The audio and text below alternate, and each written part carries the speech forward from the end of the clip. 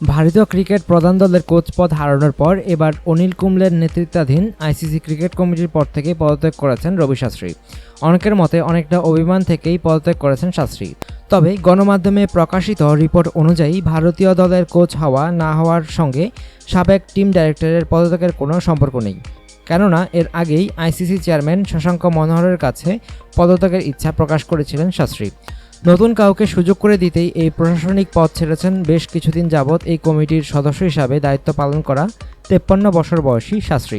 ধারাভাষ্যকার হিসেবে নিজের অঙ্গীকার রক্ষার্থে জুন মাসের প্রথম সপ্তাহে লর্ডসে অনুষ্ঠিতব্য কমিটির বৈঠকে যোগ দেননি সাবেক ভারতীয় এই অলরাউন্ডার। রিপোর্ট অনুযায়ী শাস্ত্রী মূলত ওই বৈঠকের আগেই পদত্যাগ করেছেন। ভারতীয় দলের নতুন কোচ কুম্বলে আইসিসির এই কমিটির চেয়ারম্যান এবং মিডিয়া কমিটির সদস্য ছিলেন শাস্ত্রী। এই মুহূর্তে ভারতীয় ক্রিকেটের সবচেয়ে আলোচিত নাম সাবেক এই মুম্বাই ক্রিকেটার। জাতীয় দলের কোচ হতে না পেরে সৌরভ গাঙ্গুলির সম্পর্কে অশোভন মন্তব্য করেছেন শাস্ত্রী। অনুগ্রহপূর্বক সংবাদটি শেয়ার করুন এবং খেলাধুলার সর্বশেষ খবর জানতে স্পোর্টস লাইট সাবস্ক্রাইব করে রাখুন। ধন্যবাদ।